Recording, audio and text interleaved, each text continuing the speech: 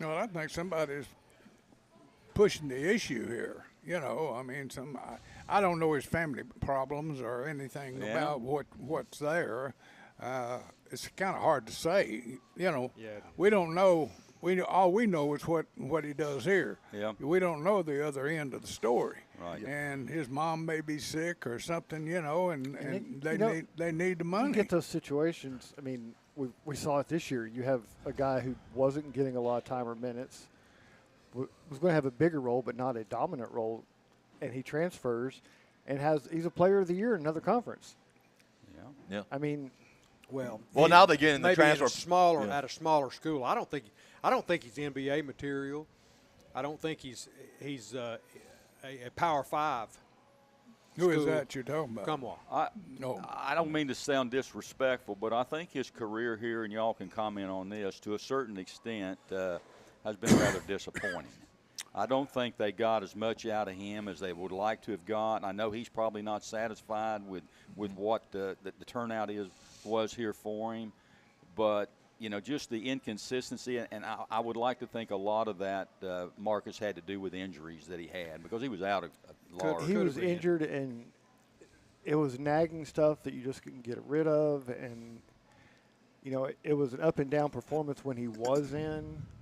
I mean, we never saw the potential to why everybody was so excited about him. Yeah. I mean, we saw against Duke. I mean, we saw flashes, but we never saw consistency. You're right. Like, he didn't dominate. I mean, if he'd played like he did against Duke the entire season. Sure. That's a whole different deal. Well, you're thinking, gosh, he got 27 points against Duke, and we got Florida Atlantic coming up right here. Well, he ought to be good for 30.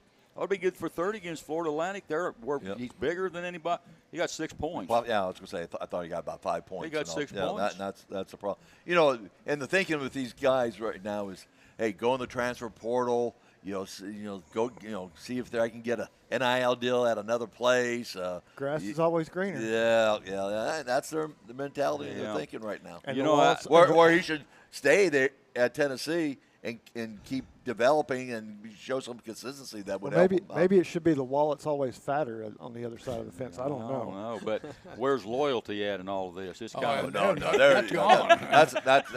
That's out the window. That is, you don't even use that in college. No, I mean that's a joke. You go out and sign somebody, and you go, now we'll sign you, but really what we're interested in is just the handshake with you. And the guy's probably going, well, I'll give you the handshake, but it may be for 1 year or 2 years or 3 years. I'm not going to say how long it's going to be. Well, the thing we forget about is back even when I was coaching, you signed a 1 year deal.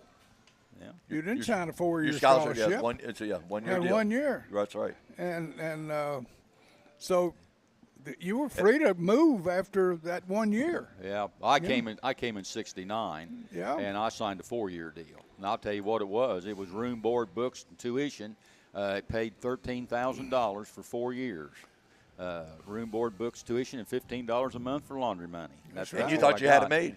Yeah, I thought I had it made. And the only way you could get another scholarship was basically if you're a coach, run somebody off. Yeah. I mean, because when they signed, they got a 4 year deal. So there was a lot of guys that, that didn't look like they were going to pan out. And unfortunately, I'm not, criticizing, the way it was at that time, but there was a lot of kids run off, from programs, that just didn't pan out, and they didn't want them. House every year. And they wanted the scholarship. You were right. That's why that. it moved to a 1 year deal, because if a kid academic problems, social problems, they can go ahead and release that kid, and so. Well, let's talk about the basketball season. We'll put it to rest after today. The Vols finished the year overall at 25-11 and had an SEC mark of 11-7. They had a lot of highlights. They beat preseason number 2 Gonzaga 99-80 in an exhibition game. Beat Kansas, who was ranked number 1 at the time, 64-50. They beat Maryland, who was ranked 13th at the time, and of course Maryland was in the NCAA tournament also. They beat number 1 ranked Alabama, 68-59. They beat Auburn. They beat number 10 Texas, 82-71, and they finished 3rd in Southeastern Conference. They beat Duke in the NCAA tournament. If you're looking at right there, that looks like a pretty darn good resume. Then you drop down to the downers, and you look and you say, well, you lost to Colorado. That wasn't a good loss. You lost twice to Kentucky, which is the ultimate sin around here is to lose to Kentucky twice. And then you lost to Florida, you lost to Vanderbilt. and you lost the first game in the SEC tournament to Missouri, and you lost to Florida Atlantic in the Sweet 16 in the NCAA tournament, and you had a great chance of going to the Elite Eight. I mean, if you look at that, just shows you how even the results are inconsistent. Sure. Coach Trail. Well, huh? but I tell you what, you can almost divide that deal, the schedule. The top half is good. Yeah, everything you mentioned, it's The like, bottom- the wow. bottom half, the bottom half is where it fell out. Yeah. They were good enough to beat any top team in the country. They were also bad enough to lose to any mid-major in the country. Yeah, if you just read the top half, you're going, what time we yeah. play tonight? You know who we play? Yeah. We're playing the first game or the second game tonight for the NCAA final. But that's the way it. I mean, you And just it put it all down there. and coincide with the players too. You know, the player we were just talking about. He scores 27 against Duke, Yeah. and then the next game, they're ready. Against Florida Atlantic, he scores only 5, and that kind of typifies not only him but just kind of the rest of the team throughout the season. Let's talk about some emphasis of this basketball team and Coach Barnes and the fact that Marcus, all of his coaching career, he's hung it on defense. Defense, defense, defense. If you don't play defense, you don't see the floor. Do you think going into next year that we're going to see a more balanced attack out of Coach Barnes, or are we going to see pretty much more of the same? Do it, Marcus. Let's see. Is Rick Barnes going to change his primary philosophy after 30 years? No. Does the leopard change its spots? No, that it's still going to be defense. It's still going to be the hallmark. You're still not going to stay on the floor if you can't defend. Now, will he lighten up some on that? I mean, sure, there's always a chance, but Tiger never changes his spots. It's just amazing the difference you can see because that philosophy can be so effective against college elite. I mean, they take people out of the game. They can beat anybody, but then you turn around and there are teams doing what Tennessee is doing on a different level who are doing it better than Tennessee is, but they don't have the talent doing it. Yeah. And they can beat Tennessee, whereas if they played that same game against Kansas, they're going to get blown out by 30. Tony, really, I've noticed this trend with Coach Barnes as he goes into every year, and he's got that schedule at home. Some of those games that are, I call them crip games or whatever. Right. And he pretty well lets them loose. And if you look at those scores, it looks like, by golly, it looks like we're going to play an up-tempo game. We're going to shoot the three. We're going to shoot the three out there. We're going to put a lot of points up. And then they start getting into some of those heavyweight games, like Kansas and like we've talked about. And he wants those games. He gets his teams ready early because he wants those games because of the RPI and the tournament. And he's been very successful. He almost gets his team ahead of maybe where they should be as far as peaking as a basketball team early. Maybe they peak too early. I don't know. But That's a long year. Look at these scores. Now we've had some scores with games where they've had the crips, and they're up in the 80s, and they get into the 90s, and then you're looking at Kansas. We scored 64 points against Kansas. We just put the brakes on, and we said, okay, we're going to move the defense. We scored 56 points against Maryland. We're going to put the clamps on. We got 68 against Alabama, but I would be willing to say that probably 6 of those were in the last minute because they had to foul us. Yeah. They had to foul us. And then Texas is really the only game. We scored 82 points against Texas, and Texas was an up-and-down team. They went through the transition with the head coaching situation over there and all that at Texas. So, and no transition game. No easy buckets, no transition game whatsoever. Yeah, I mean, if you're a guy that were betting on Tennessee, you just didn't know what to expect every single game. Well, do you not think that the coach over here didn't get a little bit more antsy against Texas?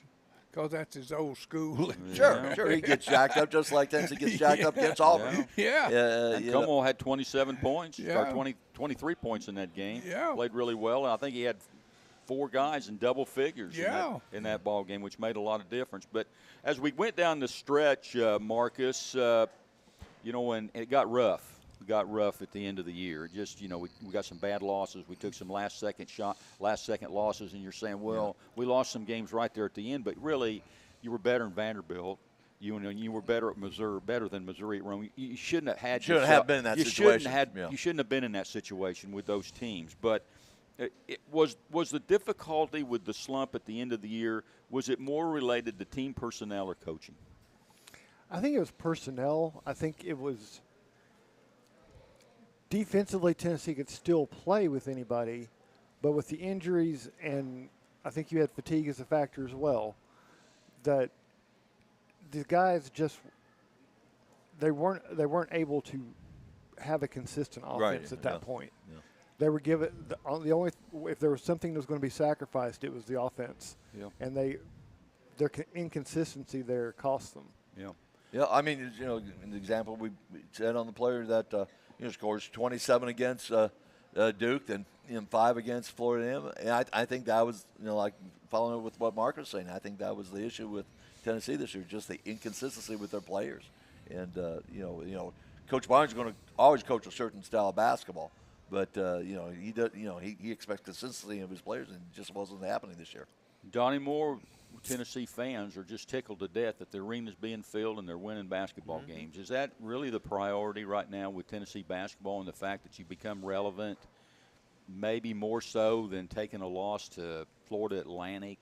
Well, it certainly in the tournament. Are we just fans just satisfied with winning basketball games? I guess that's my question. Because Rick Barnes has always done that. Yeah, wherever he's been. It does, and it certainly doesn't. It doesn't hurt to grease the wheels over at the university. As long as the fans keep pouring through the turnstiles and keep spending money at the arena and filling it to the curtains and taking the curtains away and filling up the upper decks. They're not going to change a whole lot. I mean, you talk reality. I mean, the SEC hasn't had a national championship in 10 years. No. I mean, Kentucky had the last one. Yeah. You've got a bunch of good teams. As long as you're in competition, I think the fans are happy. As long as you're mentioned as being a contender and in the conversation, I think that keeps the energy going. Now, at a certain point, they want to break through, of course, but there's only one champion, and there's only so many seasons. Well, and like at Tennessee, still when they play at home, the stadium's filled. The arena's filled up. I mean, I think when you start getting less and less people at the arenas, that's when they start bringing it up. I hate to go back to football, but I'm going back to football. Go for it. Go to Saban at Alabama. He goes to Alabama, changes his style, as far as the times. Yeah. Spurrier changed his thinking at times, and every coach and football has gone through this offensive stage where everybody's wide open, throwing the ball all over the field. How many defensive football programs on the major level, Power 5 conferences do we have? Can you name any? I mean, can you name any that just run the football and play defense? Georgia? Because that's the way they play all the time, and that's the way their coaches played all the time. Can you name any? Well, that haven't changed with the times? Yeah, I mean, the great coaches are the ones that's able to adjust. Like I'll just throw out Bear Bryant. He was running a certain type of offense. Then all of a sudden, he became stagnated at Alabama. So what happens? They played against USC and they made some changes, and all of a sudden, Alabama changed and it continued. Alabama went to the wishbone. That's right. Yeah. That's right. Yeah, when Bear was there.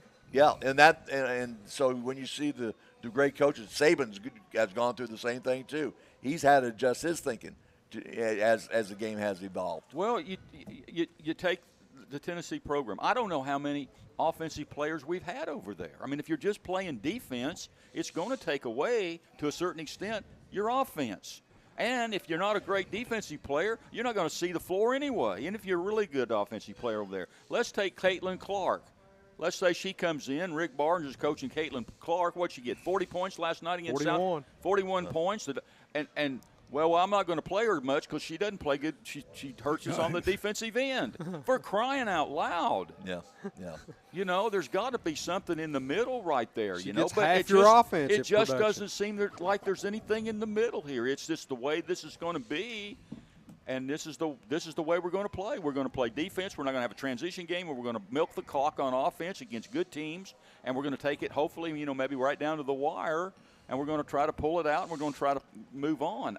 I guess my question is, can Rick Barnes take this program to the next level? Can he take it to the Elite Eight or the Final Four with that kind of game? Well, I think next year is going to be a real big year for Rick Barnes in terms of his extension of his being the head coach of Tennessee. I think people want to see some changes. They want to see the program kind of evolving to where it's been at kind of a certain level. And so, if he's smart, he's going to try to make some adjustments in the way he's thinking. Well, now, we're talking like that these people that go to the games know everything about the game. They don't know. They know one thing, what that scoreboard says up there. Exactly. They want to cheer for some dunks, and they want to see a block shot or two, and they And want to they see want to Tennessee see win that at the end. girl that comes out there at halftime with those plates, and puts the plates on the puts bowl. the plate up on the Well, top. I think we've signed you up for that. I'm next sorry, year, I missed that one. So you're talking about something I just don't see. We've signed Mike up to spin plates next year on bowls. He's going to practice all summer. But I also want to see Coach get a little bit enthused and get his hands out of his pockets and start grabbing guys. And when one messes up, instead of letting him go over and sit down, have a little talk with him. You're going to have to do this, that, or the other. He don't do that. He just walks around with his hands in his pockets, and people just go in and out and get in and out. And I don't know. I don't like his style. To me, you need to get into the game. And if you don't get into the game, the players don't get into the game. Yeah. And they all just kind of have blank looks on their faces, and I just don't see the enthusiasm to come play. I don't see that's it. why I think next year is going to be a big. Has to be a big I year think for him. it was a good year for Tennessee basketball. It could have been a great year. But I think it was a good year based on what they did. In Coach Barnes' 8 years here, you can't argue with his record. He's in 5 NCAA tournament appearances, 175 wins, and he's made the program relevant. Mm-hmm. It's just when you create that monster, Marcus. We talked about this before. When you win those games, you beat those big teams. They expect something a little bit more. Rick's in problem that is tournament. he can't stay in front of the enthusiasm the wins create, because they want that next one. They want that next level. But to win the way Rick wins, there's going to be a lot of things that can get in your way in the tournament environment, and that's just the way it is. My question is he following the same path as it was when he was at Texas? No, I don't think so. Okay. I think there's a little bit of a difference. There's a similar pattern, but I think the fan base here is I won't say understanding, because this fan base is not understanding in the least, but they want the wins, and they're still close enough to it. They can remember what it was like to not expect to win. Yeah, back in the 90s. Yeah, they're not. I don't think they're upset with the program. I don't think they want to get rid of Coach Barnes. They're frustrated. They're just frustrated. It's like being on this high for 3.5 months, and then dropped off the edges of a cliff. Well, it's like, like I said, hey, we just beat Duke. We beat Duke, and now we're playing Florida Atlantic. And, But that's what they're going to remember, because of the way this tournament worked out. You don't have anybody who's going to be the signature win. Yeah. It's going to be a Cinderella that may or may not be remembered for winning it. But Tennessee fans are going to remember this is the year that was the year we beat Duke in the tournament, and then we lost to FAU. No. But they're going to be like, but the emphasis is going to be we beat Duke in the tournament. That's what the season's going to be remembered by. Hey, I was sort of like football, except the Orange Bowl bailed them out.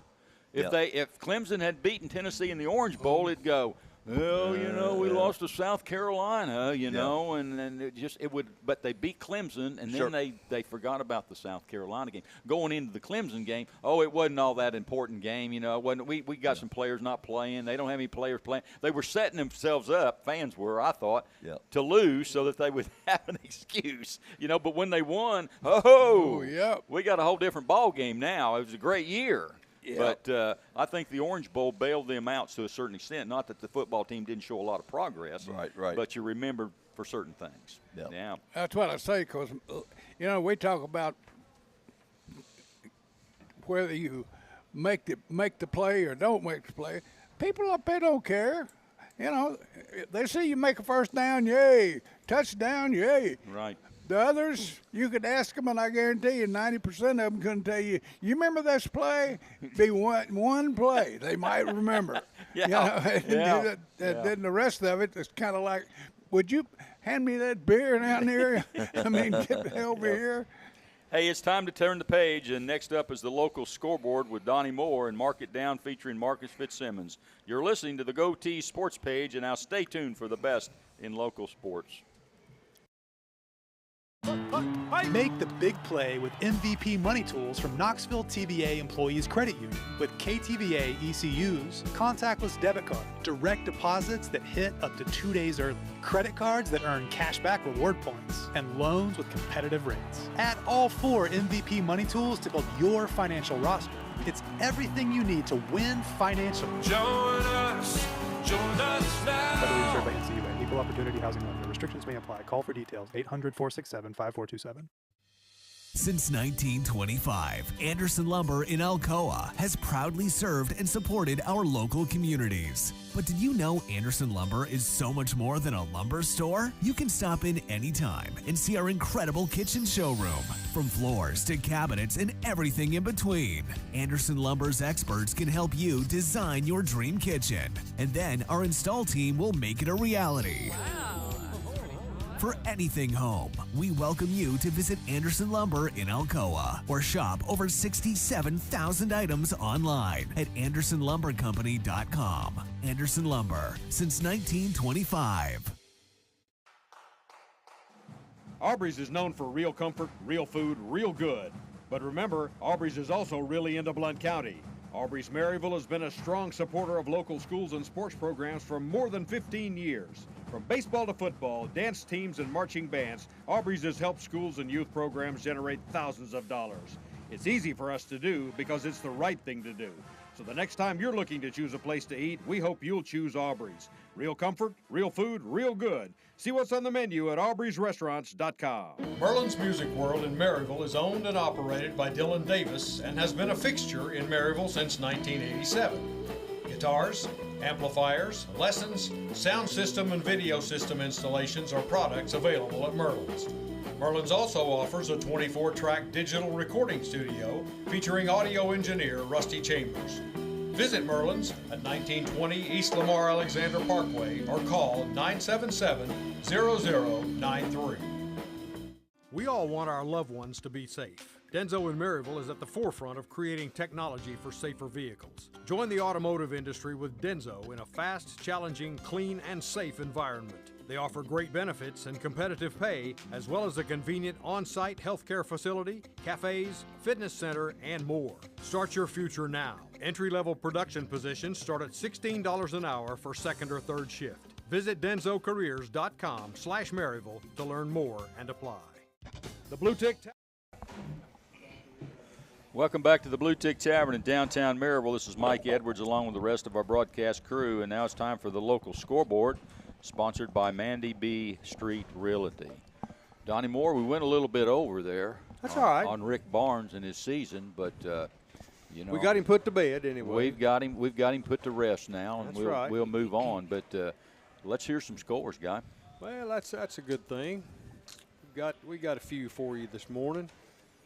We'll start off with some baseball.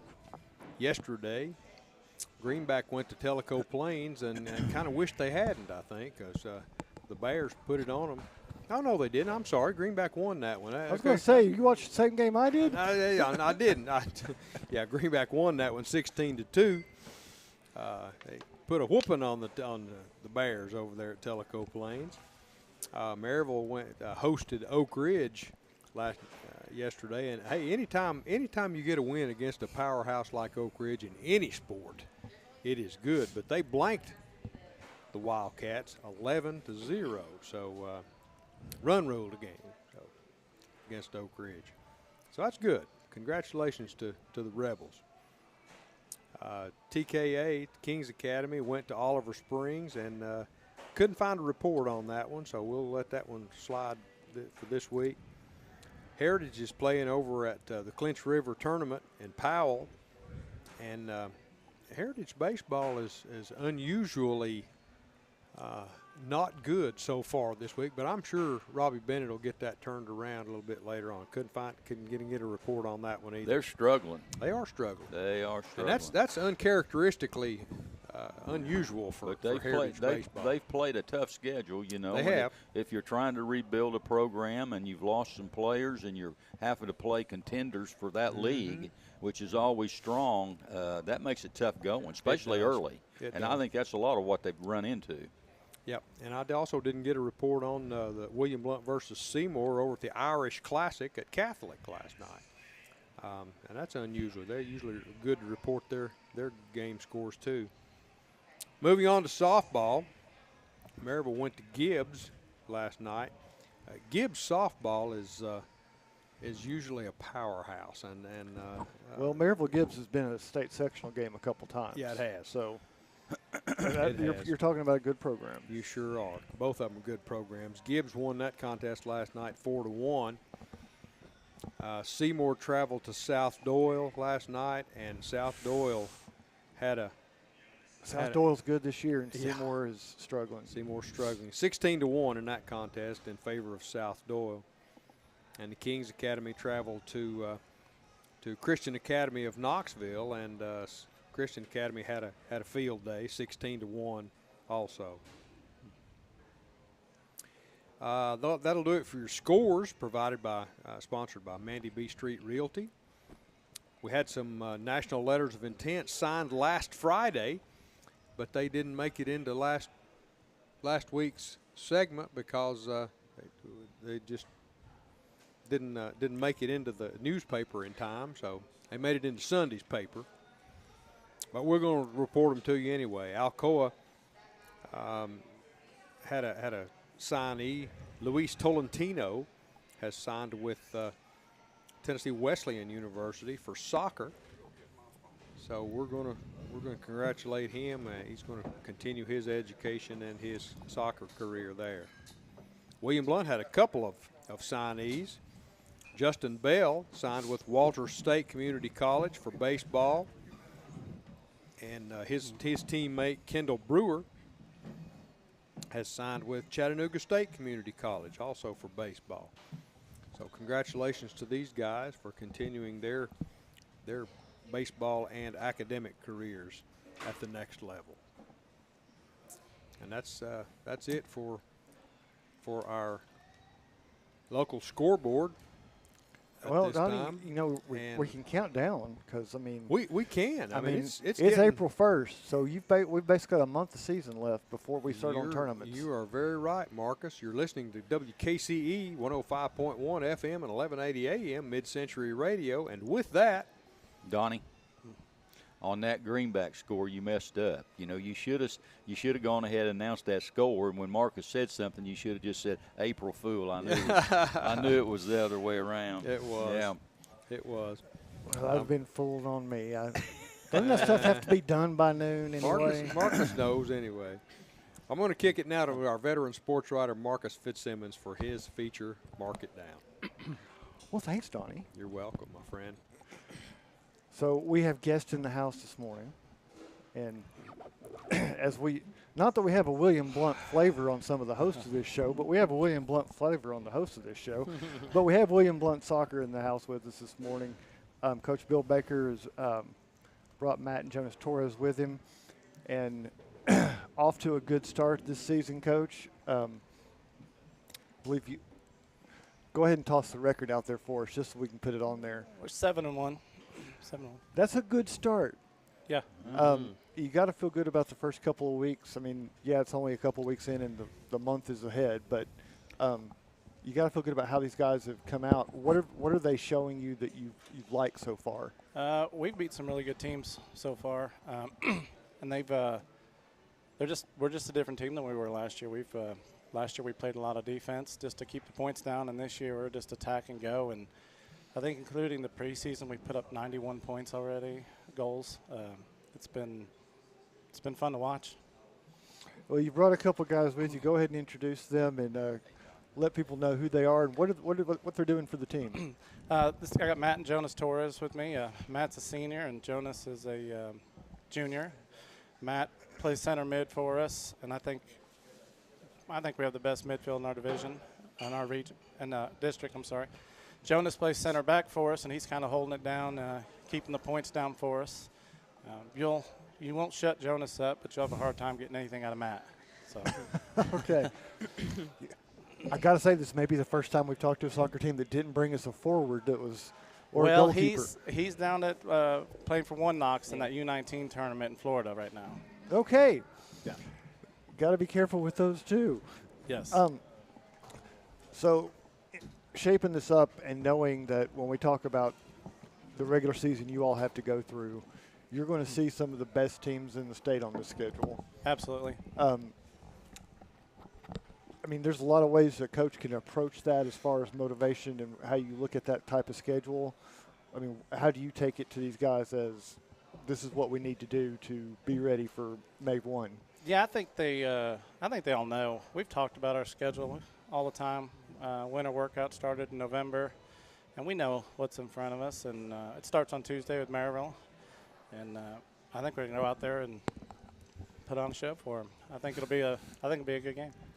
Well, we'll put that right up to the players. So, Matt, you see Maryville up there. You know those guys. You play against them all the time. Yeah. You play with some of them on the club level. Mm-hmm. You see them on the schedule. What does it mean? Well, it's kind of, I don't know. It's kind of like tough because I know most of them. I used to play with them in club, and I don't know. Knowing that I'm gonna go against him it's tough. Jonas, does it help or hurt to know the other players so well? I'll say help. I'll say knowing how a player plays, you kind of know what to expect or what you're gonna see coming. But yeah, I'm excited for Tuesday. It's gonna be a really good game. It starts Tuesday. Yeah. So, having a 7-1 start, how much confidence does that bring to you guys going into this game? Because there are times where William Blount Maryville game has not looked competitive going into the game. This looks very competitive on paper going into the game. Well, on how we've started so far, we've got new players, how we've been playing. Maryville's a really good team. We all know that. I have faith in my team. I have faith in my teammates. I know it will be a good game. I don't know. It's just I guess we'll see. We'll let the game talk. But I know it'll be a really good game. I think. Coach, how do you? They've got a feeling for it. What in your mind? What do you need to see, win or lose, come out of this game? It just needs to be competitive. Last year we played them, I think, first week of the season, and we parked the bus because new program, new coach, and didn't want to get embarrassed. And they beat us in the final couple of minutes, 1-0. And we went to the district tournament, decided to play them straight up. No one wanted to watch that game again. You know, just parking the bus, and we don't need to talk about what happened at that game. But tomorrow or Tuesday we'll play them straight up. We've got some confidence going right now. We know they're talented 1 through 20 on the roster more than we are, but 1 through 12, 13, I'm feeling pretty confident about our guys. And we know what we're expecting. Yeah. We brought in a lot of kids the last 2 years. And talk a little bit about that because this program has made a lot of steps forward. Yeah. Talk a little bit about what you've been looking to do as you brought this team along. It was just getting kids to come. Well, I mean, there was just no numbers for William Blount. They weren't having tryouts. They were just taking whoever showed up because there wasn't enough. I think we had 62 kids at tryouts this year. We have a donor that's taken care of us and built us our own weight room, our own field house, and facilities, locker room, Rick Helwig of DNR Construction. Last year we brought in a huge freshman class with a ton of talent, and we backed that up this year doing the same thing. And I guess the headliners of that one would be Sean Helwig, Wyatt Martin, and Stephen Gerardo. And they're playing big minutes in the varsity. Wyatt started a couple games, and Matt was out the other day with a foot injury, and Stephen had to start in the midfield for us and held it down. I think he played 75 minutes. We have a ton of talent, young talent. So when you've got that sort of situation, this area has had traditionally such a strong, and partly through Parks and Rec, partly through AYSO, but has had such a good developmental program. So kids wanted to learn how to play soccer. They could go out and learn how to play soccer and start playing very young, which isn't universal. But being able to tap into that, like you said, and keep guys maybe from about that point in high schools when they decide it's not cool anymore or whatever, but getting them to that commitment that's a hard thing to talk a guy into. It is, but when you have the things we have over there now, it's pretty easy. We've even got our own theater room. I think it's $80,000 for the theater room alone just to watch game film. So if we can get kids over there, they typically say, we'll come play for you. We've had a lot of kids that were in our area that decided just to play club the last few years and not play high school. But we've got all those kids back at the high school playing. It doesn't hurt that we have Dylan. He also signed last week a letter of intent to play for Bryan College. But Dylan Stewart, he's a senior, and he's a really gifted player too. So it doesn't hurt having him. Well, you all were sitting at the other table, so you missed our Waller ball discussion about Tennessee basketball and playing defense. But you used a phrase that I'd like to dig into a little bit. When you say parking the bus, I understand what you're talking about.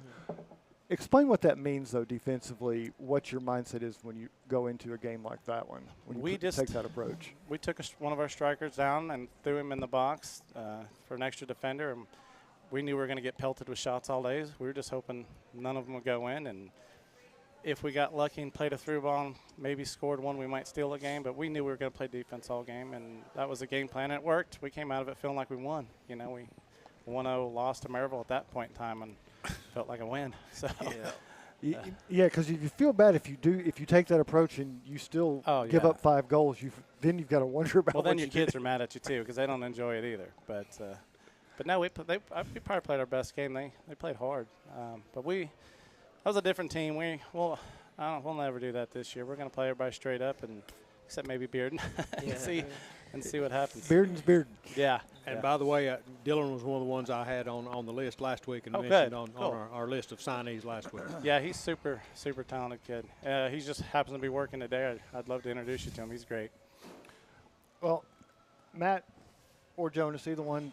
What's the identity of this team? Every team that is successful tends to have an identity to itself of what the players think they are. What do you all if the chips are down, what do you think this team looks for? Does it look for its defense, or does it look for somebody to score, or does it look for somebody to make the stop? What's the go-to for this team? What would you say? Well, when we're down, or our go-to, I would say our captains play a really important They play an important role. Like Coach said, Dylan Stewart. Shout out Dylan Stewart. He's a really good captain. You know, he always knows what he's talking about. If we're down, he keeps us up. He keeps us motivated. He brings the energy. He brings the energy up. So do other players on our team. Taylor, I do myself. We just try to get the energy. We try to keep it up. We go down 1 goal, 2 goals. You know, just try to bounce back from that. Play more aggressive. I like to play aggressive, but we just try to, you know. The yellow cards reflect that as well. We weren't going to bring that up, but since you opened that door, let's go ahead and you have the defense has had a bit of an aggressive mentality, and depending on who's watching, that can or cannot sometimes draw a card. Yeah. What is your response to them as to what you did one game might not be good the next game? Well, on the field, it's a different point of view. I don't think it should be a card, but I guess from the referee's point of view, it's different. But I don't argue back. You know, my coach, he's always on to me about that. So I just, once he says something, the referee, there's no, you can't change his mind or anything. So it is what it is. But yeah. So how much of a problem, because, you know, now that soccer has in recent years gotten to the point that it's got television and you can watch some of the best players in the world now, you can also see some of the best acting in the world now on some of those. How much does that trickle down into the high school game? How much do you see some of the flopping and the theatrics? You should know all about this. Yeah. Okay. Flopping. Yeah. It could be smart, but it's also, I think it's dumb. It could be smart in an offensive way, like to get a penalty once they touch you, just fall down, make it seem like noticeable, or make the referee believe that you're hurt or whatever. But it could also be frustrating whenever they do it to you. I remember the David Crockett game. Man, one player, you can't even you look at him, he's already falling down. You touch him, boom, he's already on the ground. But so it's an art of the game at this point. They teach it. Yeah. All coaches teach it. I mean, my son, I wish he'd go down more in the box because he gets clobbered all the time. I tell him all the time, fall down, because it's taught. Every school does it. I mean, we got beat last year by Central, and that kid's playing for us this year, though. But it is a part of the game. Yeah. In drawing attention to what's going on and overemphasizing, it's an art of the officiating at this point. Yeah, and I actually don't like it. I wish it wasn't in the game at all. Just drives me nuts, honestly. But it is part of the game, so you have to teach it, especially inside the box. PKs are easy points, And if nobody remembers whether you won on how you won it. They just remember you won it. They just know we won it. So we've only the game we lost this year. There was a PK involved, wasn't it? Diaz got one, I think. I think Cole clobbered him. Well, like I said, it'll cost you sometimes. It's great when it happens for you, but it sucks when it goes against you. And I think that's one of I make the comparison when people talk about the NFL. The NFL rule book is like 400 pages long, whereas you look at the Premier League, the rule book is 12 pages long. Yeah. And most of those 12 pages are taken up with financials of what teams can and can't do in trading, not what's actually happening on the field. So there's a lot more openness and room for interpretation when it comes to the soccer. Is that good or bad when it comes to? Would you prefer to have more details to what was going to be? I think it's okay the way it is. Problem is it's how some of the officials interpret the rules that are the issue, because you'll get two different styles from game to game, and it's hard to, adjust to that on the fly, like what this official is going to call versus what the other guy said wasn't an issue the game before. So I'm fine with the rules the way it is. I just wish everybody, I guess, policed them the same. That's a universal. No doubt. Official to official, sport to sport. Yeah. But let me give you a chance. You gave a little bit of a shout out. Give me some of the players you couldn't bring in today. Give me some of the names of who are the scorers. Who are going to make the crowd stand up for this one? Right now, Taylor Aaron. He's an all-state striker. I think he's got 27, including the preseason right now, 9 games. He's killing it. Matt's got a handful. I think Jonas has a couple. My son, Lucas Baker, I think he's up to 9 right now. We've got a lot of – Dylan's probably got 5, but he's probably got 20 assists. Dylan's the most unselfish player you ever meet in your life. He could lead our team in scoring if he wanted to, but he's just distributing the ball to other kids. And actually our freshmen I love so much, Wyatt Martin and Steven, I think they both have a couple goals already, which makes me happy as can be to see it, because they're so little. They don't look like they probably belong out there, but they're killing it right now. And you're telling me about a bunch of names, that sounds like you're being very aggressive. Yeah. So what is the mentality that you're putting out there for as far as the approach for governor soccer? We want it to be fun. We play fast. We attack. I probably shouldn't give away too much, but we play fast. These kids love each other. You'll see it on the field.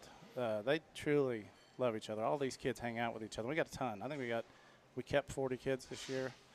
But they hang out with each other all the time. We don't have any cliques. Everybody just kind of hangs out with each other. Work out together. But we play – I think we have a fun style of soccer. You're going to – when it's working, I mean, you'll see a lot of goals when it's going right. It's not boring. But to play that way, to play fast, that means you've got to play fast in practice, which means you need the depth you were just talking about, where you've got somebody of equal talent on the other side of the ball to work against. Well, we do. I mean, we go ones versus twos all the time with our freshmen, and they hang in there and they push us. Sean, he's a freshman center mid. He gives us problems all the time. The big thing about playing fast is you got to rely on your defense. If we screw up, it's a boat race back the other way. And we've been holding it down. We've done really, really, really good so far. But it'll be a big test on Tuesday. Okay, last one. Who's the keeper and Eli rock Custer. solid? Everyone loves our keeper. I think he's the best in our district, and you know our district. Really He's good the player. smartest keeper you'll ever meet. I've never seen somebody stop as many PKs as him. Those should be automatic. I think last year, he stopped them all but 2. He's amazing. Can't say enough about Eli either. All right, we're going to have to get out, but give me the preview. Tuesday, Maryville. Who follows after that? When's the best chance to come out and watch William Blount? We got Thursday. We have an in-school game at Maryville Christian, and then we're home again on Friday versus Gibbs, and that'll be a good one. We tied them twice last year and then beat them 4-0 at their senior night, so that kind of felt good. Yeah. All right, so if you get your chance, you can go out and see Governor Soccer. Yeah. And guys, we appreciate you coming in this Thank morning, you, thank especially you. In the middle of the season the way it is. Yeah. So we appreciate you getting up on Saturday and coming to see us. Thank you for having us. Thank you for having us. Thank you. We wish you all the best of luck. And Mike, let's go ahead and turn the page. Thanks, Marcus. We'll take a timeout here, and when we return, the Anderson Lumber Company Player of the Week segment will be up. You're listening to the Goatee Sports Page, Blount County Sports Voice, and now stay tuned for the best in local sports. The Bluetick Tavern is home to the tastiest pizza in Blount County. Try our signature Broadway barbecue pizza, grilled chicken and red onions covered in mounds of mozzarella. Or sink your teeth into our one-of-a-kind chicken and bacon pizza, made with an olive oil base, grilled chicken, bacon, red onions, and covered in Brussels petals. The Bluetick Tavern also has salads, sandwiches, and the area's largest beer selection. Regularly recognized as the best pizza in Blount County, it's the Bluetick Tavern, located at 128 West Broadway in downtown Maryville. The Roger L. Newman Company began in 1984 with a vision of providing Blount County with excellent heating and cooling service. Mr. Newman also wanted a real business. No gimmicks and no high-pressure sales. They just fix it or replace it. They want to stay within your budget and make you comfortable. Their motto still stands true today. Call us first, we'll be there. Call Roger L. Newman Company at 982-5446 or visit online at rogerlnewman.com. Cooler temperatures are approaching. Upgrade your furnace now for as little as $50 a month. Your newspaper? That's right. The Daily Times is your newspaper, tailored to where you live, emphasizing the things that affect you and keeping track of the people and players in our community. The award-winning Daily Times can be delivered each morning right to your door or inbox with the latest in local news and sports.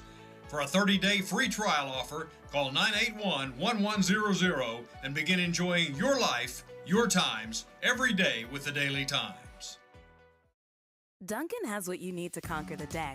So if you want to go from, I don't got this, to, I got this, well, then get this. A bold, smooth espresso drink from Dunkin'. Like a layered velvety caramel macchiato, a rich chocolatey mocha latte, or a creamy non-dairy oat milk latte. Because this day isn't going to conquer itself. No, you're going to do that. Take a sip of You Got This with Dunkin' Espresso drinks. Order ahead on the app plus earn rewards. America runs on Dunkin'.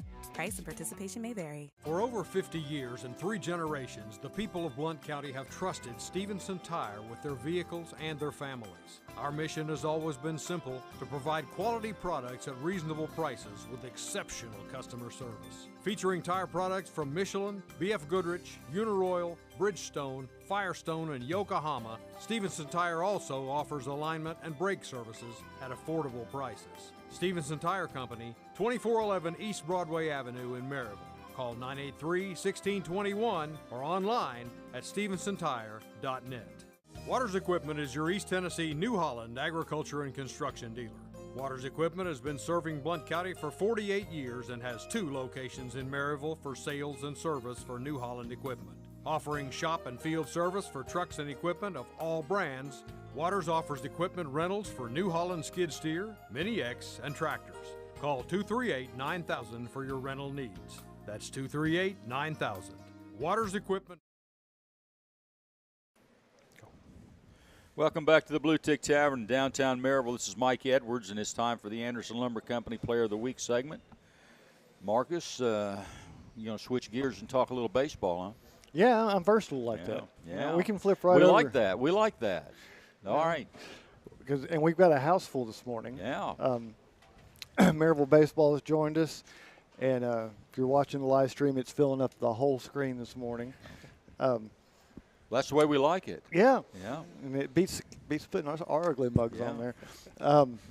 Assistant Coach Landon Coleman's joining us, and they've brought Will Hepner, Eli Hames, Landon Dockery, and Isaiah French all visiting with us this morning. Coach, big win last night, so thanks for getting up and coming in this morning after. I mean, that's got to be a quick turnaround. But let's start with the win over Oak Ridge last night. Run rule and 11-0. 11-0, run rule. We took care of business, and unlike the night before, we had a chance against who did we play on?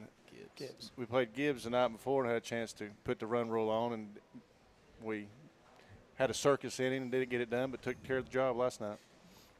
Well, obviously, some things are going one with the good start, and the only loss being a very close one against a very good team. So some things are going right early for Maryville. What's working right early? What do y'all like what the team is able to do so far? Well, one, we got 4 seniors up here, and we actually could have brought 6 more. Our team's really close. They've gelled early in the season, hitting the ball. Our pitching's been well, and our defense has been well, which is all the name of the game. If you want to name the 3 things that's name of the game, we're playing it pretty well right now. We got speed, and we use it all up down the lineup. And so right now things are clicking. We know there's going to be some trials and tribulations, but right now they're playing well. Well, let's start with the first one on pitching. Who's made an impact so far, and also who are you looking at that you think is going to be a difference maker down the way when we get to May 1st? Well, these 2 guys right here pitched this week. Dockery pitched against Bearden, went 8 innings. And the 8th inning gave up a solo home run. We got beat 1-0, so he's pitched really well this year. I was looking at the stats this morning. He's got the most innings on the team so far. And then this big guy right here, Eli Hames, came in, pitched against Hardin Valley this week. Pitched really well. He won 2-1. He pitched 5 1/3 and pitched a really good game. They'll tell you before the season started, put a little pressure on those 2 guys, and we told them that they needed to pitch well this year for us to have a successful season, because after those 2 guys, we have a lot of young pitchers with good arms and can throw strikes, but also you have the unknown because they're just coming up from JV ball from last year, but they've all done well. We had Brady Orr's pitched well, Max Coleman's pitched well, Garrett Knopf's pitched well, Sam Young's pitched well. So, like I said, right now things are going good for the Rebels. Well, let's pick on the guys you brought with you this morning then. We'll put them under some pressure since they've already seen some this week. Landon, let's talk a little bit about that game. It was probably one of the best games we've seen early in the season defensively, and what was working for you against Bearden? I mean, I have 3 pitches: fastball, curveball, like slider, and then I have a split finger that I've worked on this year, and they were all 3 working for me. And so Coach Coleman over here called a great game, and so everything was working really, and I was just keeping in the zone, and my defense was making plays for me, and we just couldn't get it done at the end, but it was a very well fought game. And that's comfort for a pitcher when you can trust your defense, where you feel like if they can put it in play, they're going to make the play, and you're not worrying that if they put it out in the outfield, that, oh man, that's going to drop no matter what happens. Oh yeah. It gives you a little bit extra where you can take some risk, right? Oh yeah, definitely. I mean, we have a really fast outfield, so I feel like they can get to anything that's put out there. So that's really nice to have that behind me. Yeah, talk a little bit about the game against Hardin Valley, because that was a huge win for you all district-wise in the early standings. What were you going to, and what were you looking for pitch-wise? Yeah, just like Doc was saying, just kind of pounding the zone, trusting your defense behind you. We had a lot of I think we had 3 double plays that were huge. But yeah, basically just throwing strikes, getting ahead in counts, and then trusting your defense at the end of the day. But it was a big win. It was really cool. So. What pitch are you liking right now early in the year? What's working for you the best? I have to say my two-seam fastball, that's the bread and butter. Anytime I need a pitch to go to, usually go to that one. So, yes, sir. It hasn't let you down yet. Not yet. Coach, the confidence comes across. You've got a good job with these guys so far. Development-wise, you gave us some names, but there's a little bit of an art to bringing these guys along so that they're peaking a month from now and not right now. How do you kind of manage pitches and how much time you give them and what kind of situations you let them work through?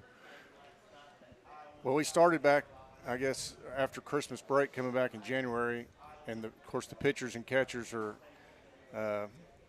I call them the bread and butter of the team, and they know it. They know that's what makes the engine run. If you don't have good pitching, you're not going to have a very successful season. And we challenged them early in the year, like I said.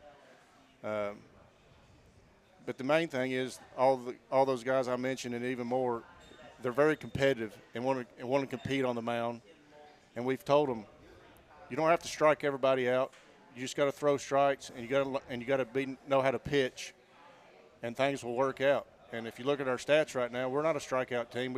I think we've played 84 innings. We've struck out about 67, 68 people, so we're not even averaging a strikeout an inning. But we're making people put our pitches in play and making our defense play. And they've done like a great job, just like Hames said. We turned 3 double plays against Hardin Valley, and we're not walking people. That's huge when you're not giving up the free bags. Do a little bit of an introduction here. Talk a little bit about Will and Isaiah and what they're bringing to you right now. Well, Will plays right field.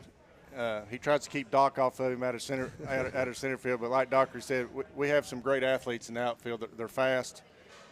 Will's been batting second for us all year, and hate to break the scout report on him, but he's on fire. He's really hit the ball well early in the year and hit it hard, power in the gaps, and he's one of the ones that gets on the bases and can steal too. Frenchie's our catcher. He's had some arm issues back in the early winter, but he's battled through it and has been catching for us. Does a great job behind the plate. Bats third or fourth for us, and one of our key components in our lineup. Well, that gives me the opening to pick on him. Isaiah, you've seen these two, and you've seen some of the arms that he's talking about in development. How do you bring along these young guys with all these seniors around? How do you bring along young pitchers? Well, most of them did start working themselves into our pitching rotation back in January and kind of seeing how each other stands and throwing strikes. We used to have competitions in the facility, see like how many strikes you could get over out of 16.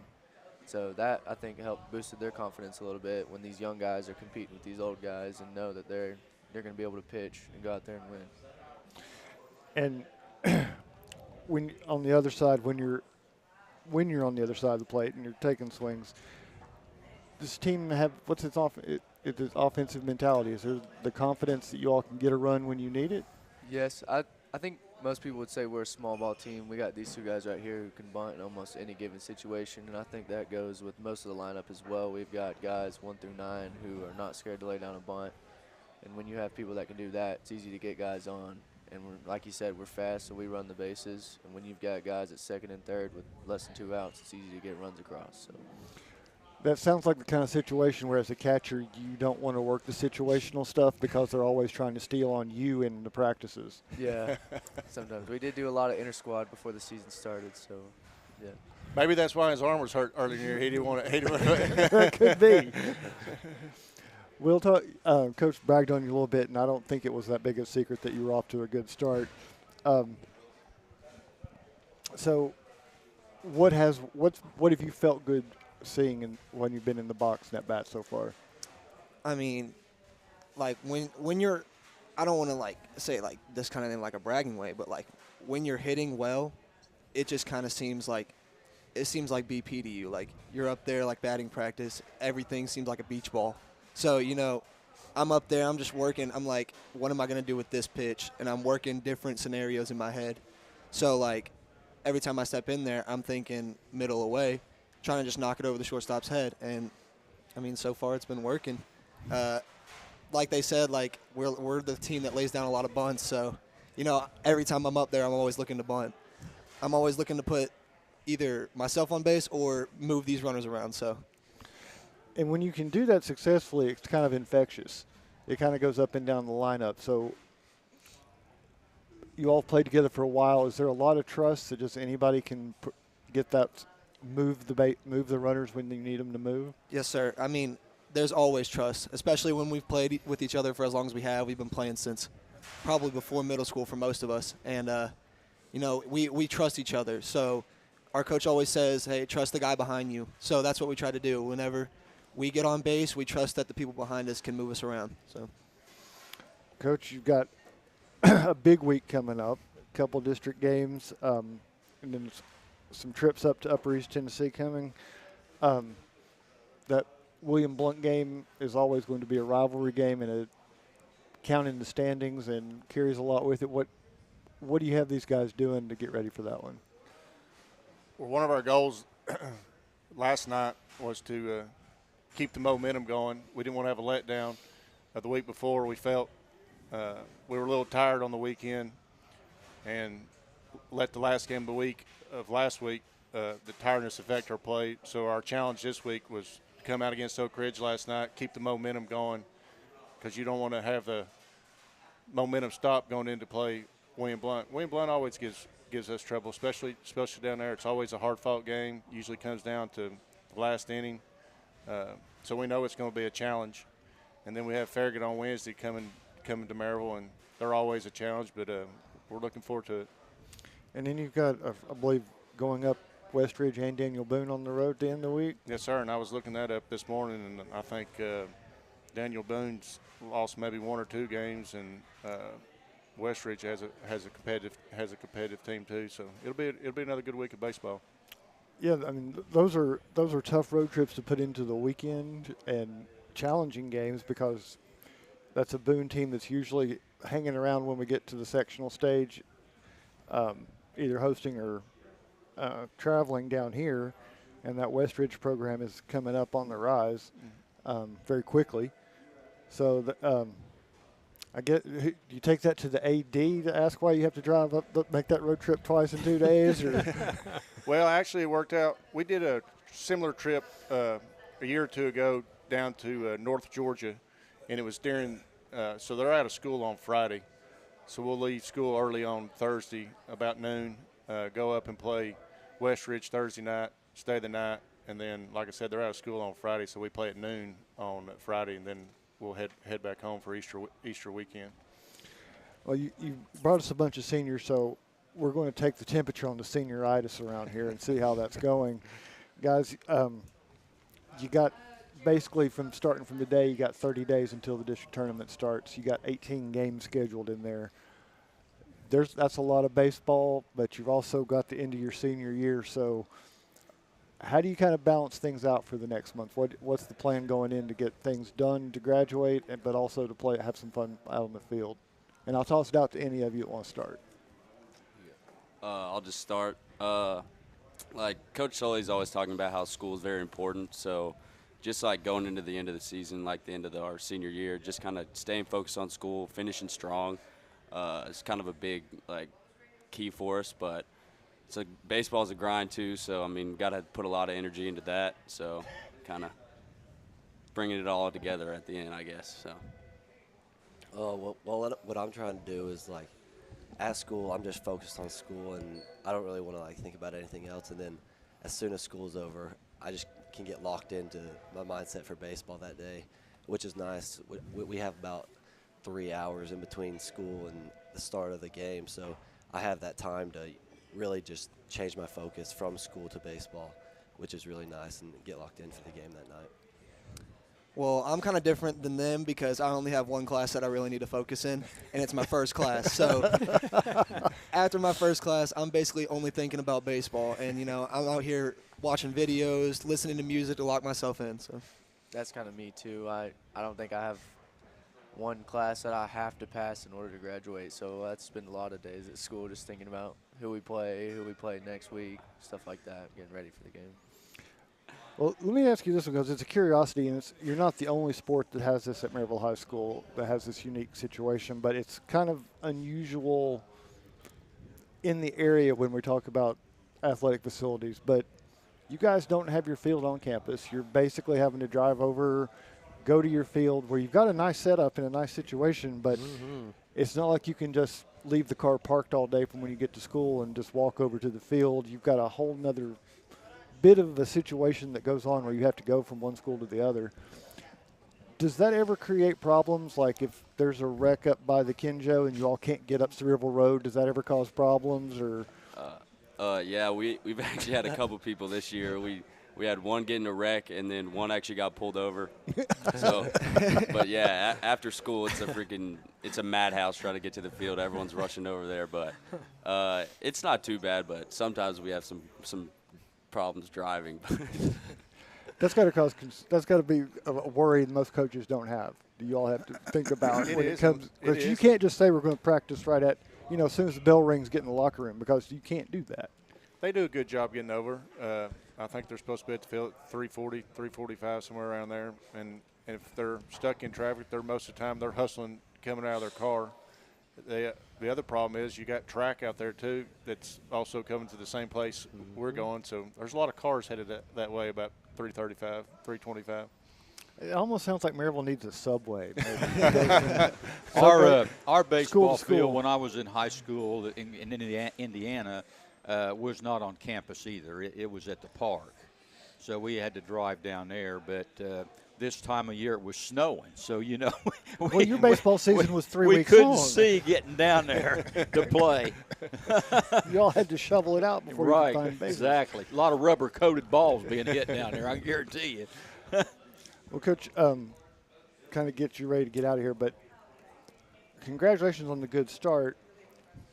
Brain trust-wise, as the coaching staff, what are you all kind of doing to keep that momentum going and not let it peak on you too soon? Because it's what you do that first week in May that's going to really matter at the end of the day. It is, and we've talked about it. Even when we lose earlier in the year or you lose a game, you're really getting yourself prepared for first week of May. Just make sure you learn your lessons when you lose. The main things with these guys are they have a little theme called loosey goosey. They just need to show up at the field and play loose and not tied at district games the same way they play against the Oak Ridge and Gibbs when they're not district games. They've done a good job. One of our other things we try to tell them is come to the games and just play your best and be your best each day. And as long as you take care of yourself and take care of the Rebels, everything will work out. All right. Well, guys, we appreciate you coming in, especially senioritis on Saturday mornings. This is not probably what you had circled on the calendar, so we appreciate you doing it. And we wish you the best of luck. And, the show goes until the end of May, so if y'all are still playing, maybe come back after you go to Murfreesboro or something. We'll be happy to have you. Sounds good. Thank you. Appreciate you all. Thank you. Mike, let's go ahead and turn the page unless you got more. On that 1-0 game, back here, you're sitting there, and every time you come to the dugout, you're down 1. Are you thinking about going out and what you're going to do the next inning, or are you sitting there going, would somebody just please get a hit? That's my question, because that's remarkable to go through and just lose 1-0. I mean, that's a heck of a deal, But what are you thinking? I mean, I was just trying to do my job, going back out there every inning and just coming back in, not letting them score a run. And I figured, the longer we went, I was like, I'm sure we're gonna score a run at some point. And it just didn't happen. It just didn't happen that night. But yeah. I don't think that'll happen again. Yeah, well, that's a remarkable performance, and we're glad to have all of you in here this morning. Good luck to you the rest of the way, and we'll hope to see you again. Thank you. Appreciate you. Thank you. Hey, it's time for a break, and when we return, it's Sports Headlines with Blount County Sports Hall of Famer Donnie Moore and the Tennessee Smoky Spotlight. You're listening to the Goatee Sports page, and now stay tuned for the best in local sports. Since 1925, Anderson Lumber in Alcoa has proudly served and supported our local communities. But did you know Anderson Lumber is so much more than a lumber store? You can stop in anytime and see our incredible kitchen showroom. From floors to cabinets and everything in between, Anderson Lumber's experts can help you design your dream kitchen. And then our install team will make it a reality. For anything home, we welcome you to visit Anderson Lumber in Alcoa or shop over 67,000 items online at AndersonLumberCompany.com. Anderson Lumber, since 1925. Aubrey's is known for real comfort, real food, real good. But remember, Aubrey's is also really into Blount County. Aubrey's Maryville has been a strong supporter of local schools and sports programs for more than 15 years. From baseball to football, dance teams, and marching bands, Aubrey's has helped schools and youth programs generate thousands of dollars. It's easy for us to do because it's the right thing to do. So the next time you're looking to choose a place to eat, we hope you'll choose Aubrey's. Real comfort, real food, real good. See what's on the menu at aubreysrestaurants.com. We all want our loved ones to be safe. Denso in Maryville is at the forefront of creating technology for safer vehicles. Join the automotive industry with Denso in a fast, challenging, clean, and safe environment. They offer great benefits and competitive pay, as well as a convenient on-site healthcare facility, cafes, fitness center, and more. Start your future now. Entry-level production positions start at $16 an hour for second or third shift. Visit densocareers.com/Maryville to learn more and apply. Merlin's Music World in Maryville is owned and operated by Dylan Davis and has been a fixture in Maryville since 1987. Guitars, amplifiers, lessons, sound system, and video system installations are products available at Merlin's. Merlin's also offers a 24-track digital recording studio featuring audio engineer Rusty Chambers. Visit Merlin's at 1920 East Lamar Alexander Parkway or call 977-0093. Make the big play with MVP Money Tools from Knoxville TVA Employees Credit Union with KTVA ECUs, contactless debit card, direct deposits that hit up to 2 days early, credit cards that earn cashback reward points, and loans with competitive rates. Add all 4 MVP Money Tools to build your financial roster. It's everything you need to win financially. Join us now. Federally insured by NCAA. Equal opportunity housing lender. Restrictions may apply. Call for details. 800-467-5427. The Bluetick Tavern is home to the tastiest pizza in Blount County. Try our signature Broadway barbecue pizza, grilled chicken and red onions covered in mounds of mozzarella. Or sink your teeth into our one-of-a-kind chicken and bacon pizza, made with an olive oil base, grilled chicken, bacon, red onions, and covered in Brussels petals. The Bluetick Tavern also has salads, sandwiches, and the area's largest beer selection. Regularly recognized as the best pizza in Blount County, it's the Bluetick Tavern, located at 128 West Broadway in downtown Maryville. Waters Equipment. Welcome back to the Bluetick Tavern in Maryville. This is Mike Edwards, and it's time for this week's sports headlines with Donnie Moore. And Donnie, before we get to you, we need to mention that Brian Johnston of Go Tees had a health setback yesterday down in Texas and had to have heart surgery. And we want to wish him all the best down there and hopefully for a full recovery.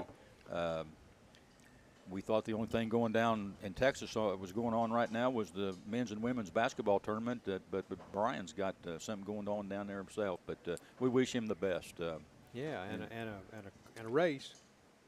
Yeah, there's a race. Well, this is what happens. What's not going on? How'd they get everything? Right. They get everything at once. once. The men's and women's tournament. One's in Dallas, one's in Houston, and then you got the IndyCar race down there at the Texas Motor Speedway. Right. And man, I'll tell you what, they got a busy weekend down there in Texas. If you watch too much of the tournament this year, you're going to have a coronary. No kidding. Yeah, you got that right.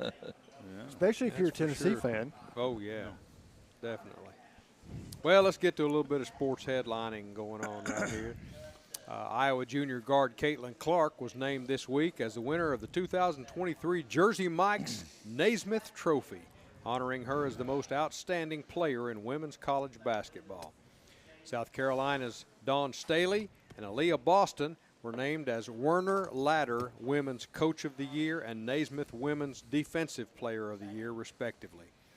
The men's college basketball player of the year is scheduled to be named tomorrow. Yeah. I thought Edie's the front runner for that. He is. From Purdue. Zach But, Edey. on that Jersey Mike's deal, is Caitlin Clark, is that a year's worth of Jersey Mike's sandwiches? I sure hope so. I like those things. Yeah, not bad. Not a bad deal. Yeah. Apparently, they're going to let her deliver. Yeah. Like she's going to be, because all you got to do is get her within 2 blocks of the address, and she'll Yeah. throw it into on the front porch. Yeah, Throw it on the porch. right on the picnic table. Down Ready the for you to chimney or go. something. It'll hit right on your plate and unwrap in flight and, Yes, be sir. and open up as it gets there. Yeah. Well, Mike Team Penske has extended the contract for its reigning NTT IndyCar Series champion. 42-year-old Will Power is set to continue to pilot the number 12 Chevy along with his longtime sponsor, Verizon, as both have committed recently to multi-year extensions, thought to be at least through the year 2025. The team will pursue another series title this season with teammates Joseph Newgarden and Scott McLaughlin. Yep, and he's already won the Indy 500, so he's got he's got that monkey off his back. Definitely. Joseph Newgarden's still searching for an Indy 500 win, true, but he is. Will has won a lot of seasonal championships, and I can see why they're going to extend him. He's still going strong for him. Had a great year last year. Definitely. 42 years old, Yep. still in the prime of his career. Well, John Brockington, former All-Pro fullback and member of the Green Bay Packers Hall of Fame, passed away yesterday at the age of 74. Brockington earned All-Pro honors in 1971, along with Rookie of the Year honors after rushing for 1,105 yards and averaging 5.1 yards per carry. He scored a career-high 8 rushing touchdowns in 1972, and in 1973 ran for 1,144 yards, a career best. He finished his Packers career with over 5,000 rushing yards and 30 touchdowns. Brockington concluded his NFL career with the Chiefs, and he was inducted into the Packers Hall of Fame in 1984. Remember him, Ray? I remember him. I'm a He big was Packer fan and all that. fullback, yeah. Yeah, I mean, he was the next great running back after Jim Taylor and Yeah. Paul Horning Right. in the early 70s, and he was a beast. He's a stud. Yeah, absolutely, and had Sure a great was. career with the Packers. And, Yeah. and so Wonder what he hate to hear- died from. I don't know, it didn't say. Yeah. Didn't say. Well, the NCAA has an entirely female officiating crew working the national semifinals and the championship game at the women's Final Four this weekend. And according to the organization, it's the first time that that's ever happened. That is appropriate, considering the NCAA is celebrating the 50th anniversary of Title IX this year. Dee Cantner will be officiating her 26th Final Four, while Lisa Jones will be doing her 11th. It's the first Final Four for Katie Lukanich and Tiara Cruz. Well, there shouldn't be any complaints on the officiating then, should there, Coach Trail? No. With all-female crew. They are all female, right? They are. Okay, no That- mix. so they say, anyway. Yeah, like that, because you I'm you not- can have a little mixture when I'm you're a not swimmer. checking. All right, so okay. Major League Baseball is looking into what appears to show. See, it's not just Ray. Listen, this report. Major League Baseball is looking into what appears to show a video that appears to show Los Angeles Angels third baseman Anthony Rendon grabbing a fan by the shirt through the bleacher guardrails after Thursday night's game in Oakland, a league spokesperson said yesterday. Rendon looks to have grabbed the fan's shirt near his chest through the bars of the railing and exchanging words with him before appearing to take a swipe at the man's cap bill and walking into the tunnel. The club expects Rendon to address the video today in the clubhouse before the game against the Oakland Athletics in Oakland. It's only one game into the season. Yeah. I mean, what? Yeah, opening day was Thursday. Wow. So that was opening day. Or was it Wednesday? I don't know. I mean, people say bad things. They bet on the Well, game and something happens, and yeah, and they Well, blame somebody. the fan was supposed to have said something derogatory toward him. There, so he's grabbed through we the used to have rail that- and we used grabbed to him have by that the shirt. standard, like there might be one guy in that section who was saying stuff, but most of the people weren't going to use certain words because there were kids sitting around and they Yes. didn't want that stigma and the moms looking at them and giving them a dirty look. That's Right. gone away. And people say whatever they want. Whatever they want, whenever they want. And they act like it's Facebook where they can say it and nobody's going to respond. With anonymity. And then when somebody responds, they're all shocked. I know. I'm like, do you remember what you just said to that guy? No kidding. You're lucky he did. Lucky all he did was grab you. Yeah, he grabbed him, pulled him up to the rails, and took a swipe at his cap. That's what he did. That's what he allegedly did. I think it's a Major part League of it. Baseball's investigating this. It's a part of it that the players are just going to have to learn even more to walk away from it. Right, of course and be they are. deaf. But at the same time, Well, when you get fans your can't. We were talking about flopping. You can't act surprised when you use words like that somebody absolutely reacts not. to them. Well, the thing is, you people that they have never had to compete in anything, and they don't understand. I got my ass beat. I'm kind of upset here, you know. Yeah. And you say something smart to me, I might just smack you in the face. Well, And I that's, mean, you know, that's players have emotions too. That's right. That's I what he mean, did. You just can't do that. I mean, but the idea is sometimes, you know, you can be so upset that you react to something. And fans have this idea that, hey, I pay your salary. I can say anything y'all want to. That's exactly right. That's exactly right. But that's not the case. That's not the way it is. It'd be better if they were funny or at least witty, because all they seem to have is derogatory comments. I realize that. Well, they bet wouldn't say them on the game. See, they wouldn't say them in front of their mom, but they'll say them to somebody, a millionaire on the field who's in prime athletic shape. Exactly. Well, we've already mentioned this, but I wanted to elaborate on it just a bit. South Carolina's dream season came to an end last night as Iowa handed the Gamecocks a 77-73 defeat in the national semifinal. Caitlin Clark scored had a 41-point performance. The Hawkeyes take on Kim Mulkey's LSU Tigers for the title tomorrow at 3:30 Eastern Daylight Time on ABC.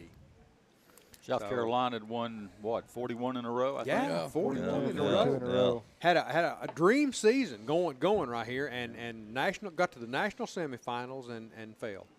Well, it's It over happened now. to UConn. It sure It is. happened to UConn once. It did, didn't it? I mean, they had one of their perfect seasons. Couldn't have ended happened in to the a nicer, semis. to a nicer team, could it? And with 41 points by Caitlin Clark, I'm going to sit here and say that offense won that game last night. Yeah. She is, if I remember the stat right, 17 away.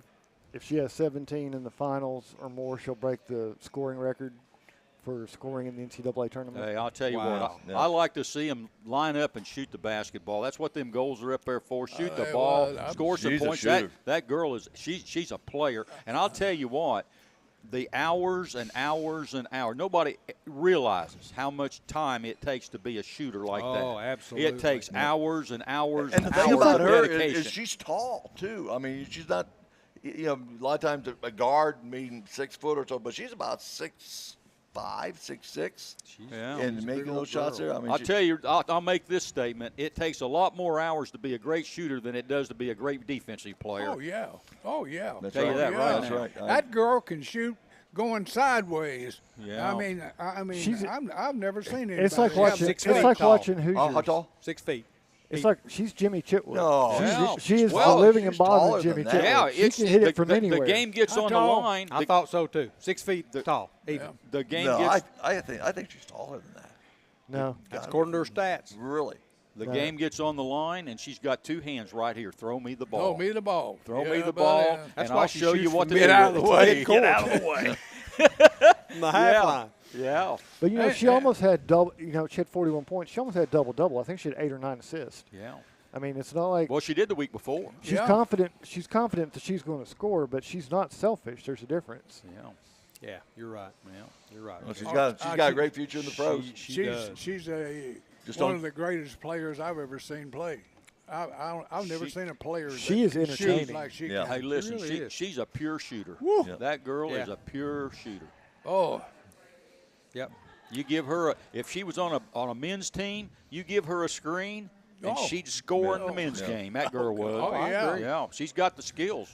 She sure does. I've never seen anybody that could shoot like her other than Mike Edwards. Yeah. and Pistol Pete. She's getting a lot more shots than I got down here in Tennessee. I didn't get as many shots down here.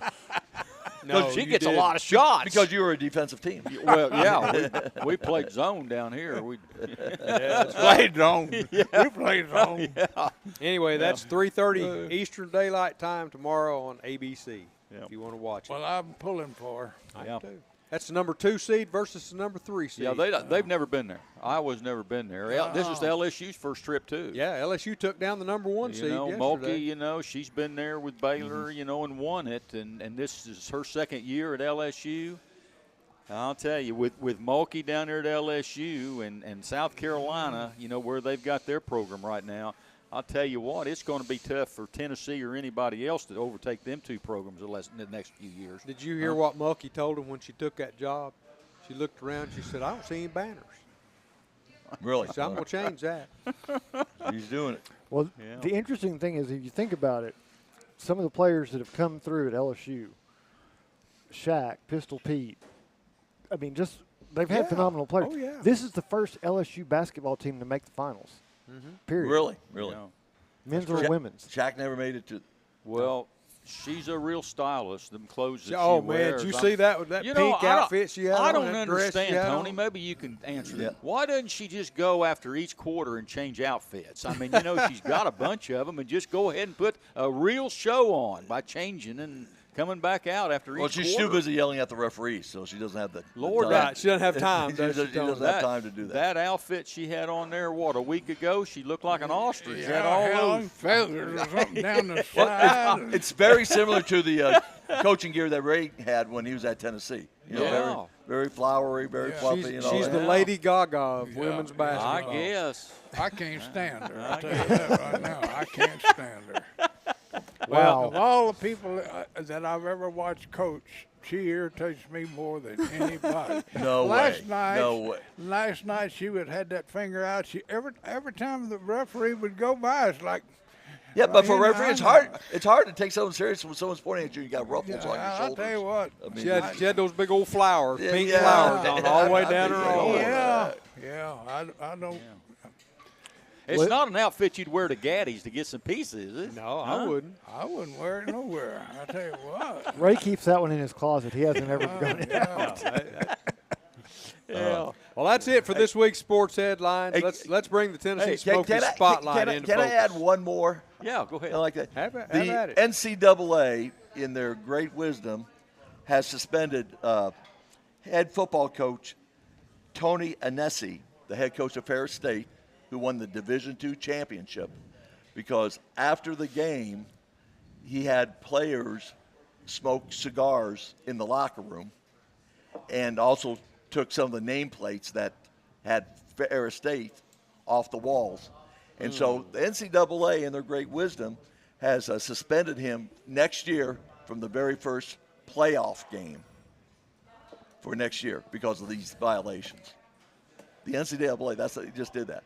Now They would not try that with Division I. Now, do you think evidently there's a law. The championship was played at high school stadium, all right, and in Texas those high school stadiums are like, well, we got Carson Newman, and but I guess you can't have any tobacco products in the locker room, so they got a fee. They got billed for $20,000 for repairs to the locker room because of a couple guys smoking a cigar. Now, you think if Coach Nick down in Alabama, if a couple players smoke a couple cigars after their championship, they're going to suspend him next year? No. Well, I don't recall Tennessee getting any notices we know of for cigars inside the locker room at Neyland Stadium after the Alabama win. No, the whole administration was smoking cigars out after the ball game. Yeah, That's kind of what I'm like. I don't think they would do this with Division I. And the NCAA, they're so busy doing this, they ignore the basketball player at Alabama who supplied gun to his teammates, in that shooting down there and all. But they're going to go after the head coach, because he had a couple players after winning the national championship smoke a couple. Well, Division II and III are still student athletes, whereas Division I we're bordering on being professionals. Unstingable. Bordering. You would think they bordering. That's a kind I'll word. go ahead and play it safe. It's like bordering. I mean, some of them still go to class. In the meantime, the NCAA, they've washed their hands of overseeing any of the NIL deals, anything going on with the transfer portal. But by God, we're going to go after that Division II head coach, and we're going to show him. We're going to spend him, for next year's first playoff. Yeah, he's making a fortune there anyway. He's making a fortune coaching there. Right. Well, what was the score? Blue and Orange game was yesterday, right? That's right. What was the score? The Blue, which I coached the linebackers at, we won 35-7. It was a great win for Carson Newman. Had a lot of fun. There you go. So 35-7. We got the winning coach in here. Why don't you ever do Carson versus Newman?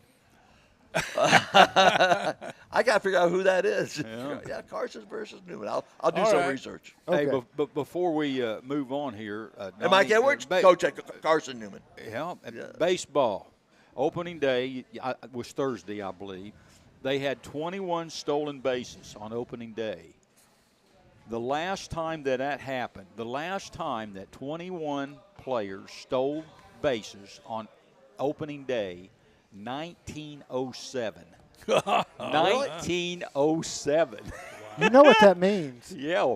That means because this is Saturday, the first thing that was on talk shows this morning was, do these bigger bases make it that much easier to steal because we're breaking records that are a century old? Yeah. Yeah. And the time limits from the games, where the year before it was like 3 hours and 25 minutes. The average time of a game was like 2 hours and 50 minutes. Yeah. Because of the speed-up rules for the pitching. I saw something interesting. I was watching the start of the Yankees game. They're playing the Giants. Yeah. And Rizzo comes up to bat. Well, they've outlawed the shift over there. Yeah. He's left-hand hitter, and they outlawed the shift over there to the right side this year. That's good. Everybody has to play heads up. So Rizzo's first time up to the bat, what's he do? He pokes the ball to left field. And you're sitting there going, they got no shift now, so you now poke the ball over to left field. Where have you been the last several years or whatever? I thought that was pretty interesting. What's the guy's name at New York that hit the home run? Aaron Judd. Yeah. Judd hit right first up bat. First up bat. I tell you, it was a low outside curveball that he hit. He just jacked it. Yeah. That reminds me of if the Giants, if they had a Giant fan there. Yeah. This happened in the first inning, I think. Judd hit the ball out. It's like the Mets. You remember when the Mets were really bad back in the day, and Casey was coaching them. Yep. And the Dodgers came in to play the Mets in the first game of the season.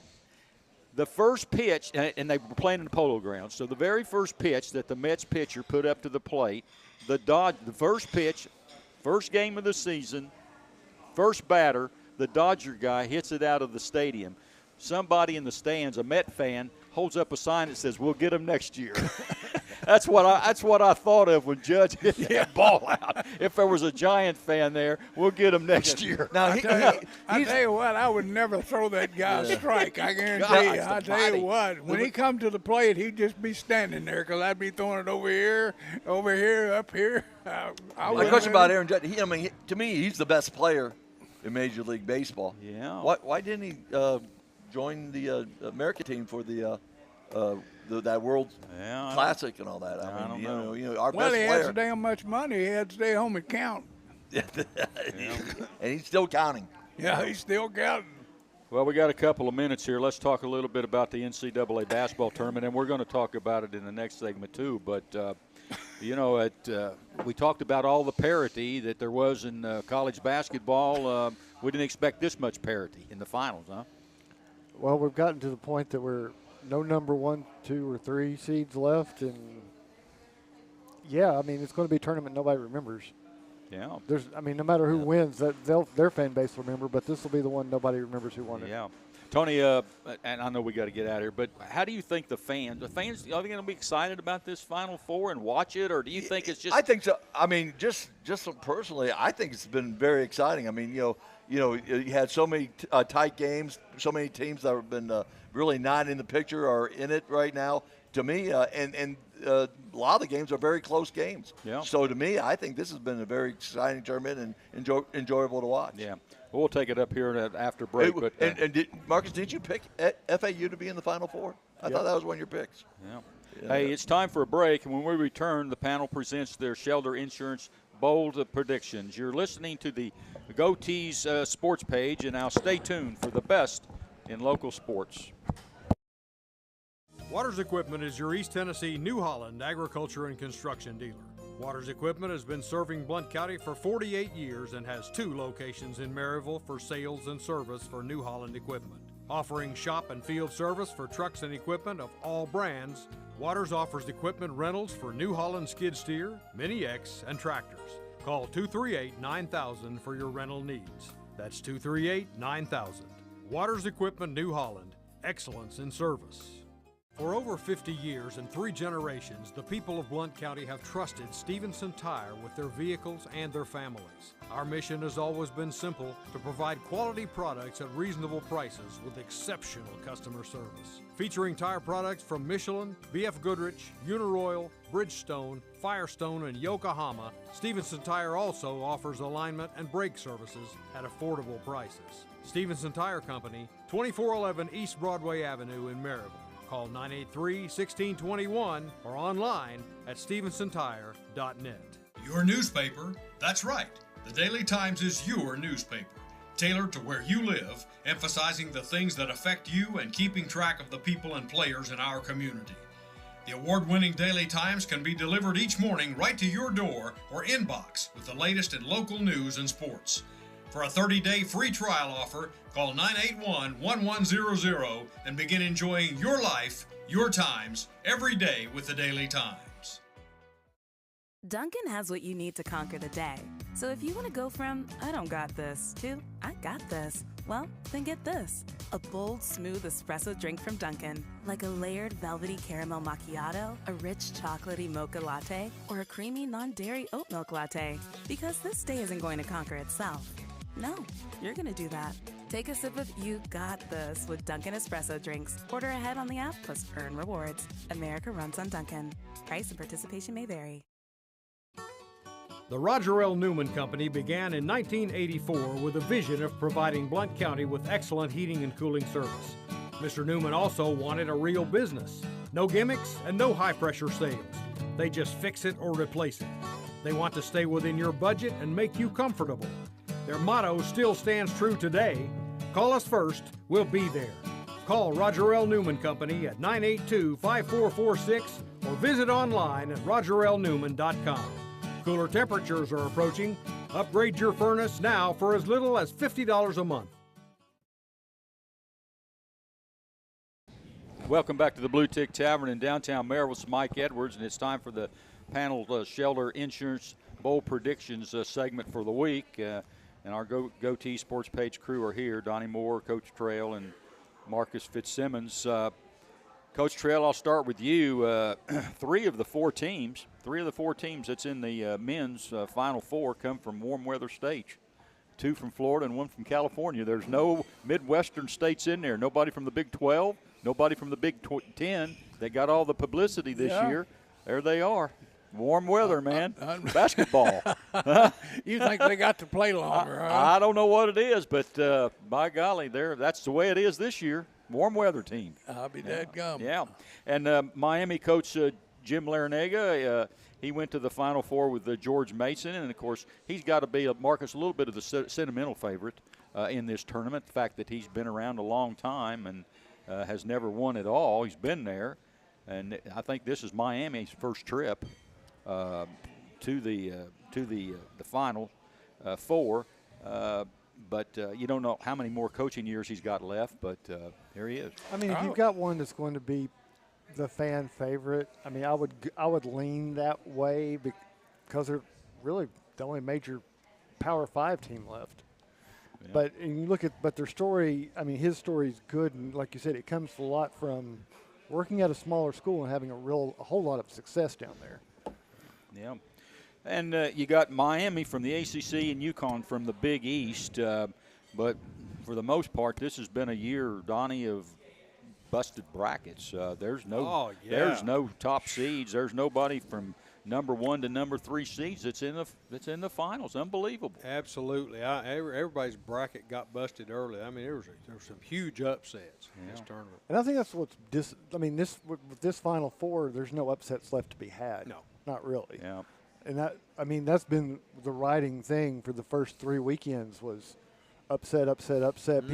People love to watch that, but there's not really this Final Four doesn't carry. I don't feel like the excitement levels there. Well, you're going to have either San Diego State or Florida Atlantic in the final game, and San Diego State they've been around. They've had a good basketball program out there for years, but Florida Atlantic that's the real Cinderella in the tournament. I tell you what, and to make it even more Cinderella, their coach Dusty May, he was a manager. He was a manager for Bob Knight at Indiana University. Yeah, he was a manager, and here he is, head coach. Here he is, a head coach playing for the national a national title. I wonder if old Bob Knight would go watch. I don't know, but he's not like Bob Knight. You know, he's not near as fiery as Bob Knight is. But I like the coach at Connecticut. I think he is a very good coach. Yeah.